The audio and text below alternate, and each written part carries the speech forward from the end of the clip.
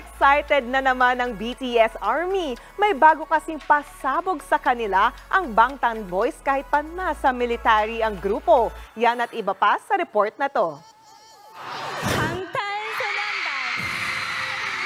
Attention Army! Something big is coming! May maikling pasilip ang K-pop sensation na BTS sa bago nilang proyekto. Tampok dito ang maikling monochrome video na may shipment information pa ng kanilang fans Army.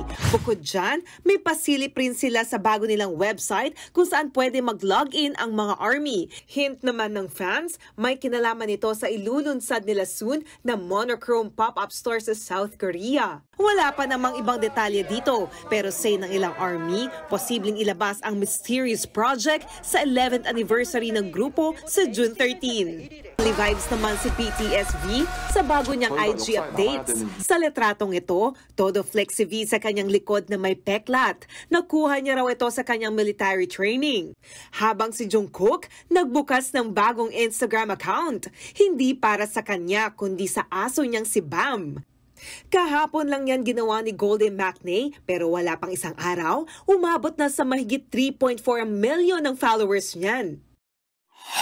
Ito pa ang isang trending. Successful at memorable ang 12th year anniversary ng isa pang K-pop sensation na EXO. Sa kanilang post, sinelebrate nila ang kanilang anniversary sa isang fan meet concert netong linggo. Present dyan sina Chanyeol, Dio, Suho, Xiumin, Chen at Baekhyun. Napuno rin ng kanilang fans ang venue sa Inspire Arena sa Incheon, South Korea. Pero bago yan, nagpakilig si Baekhyun sa concert niya sa Smart Araneta Coliseum nitong Sabado.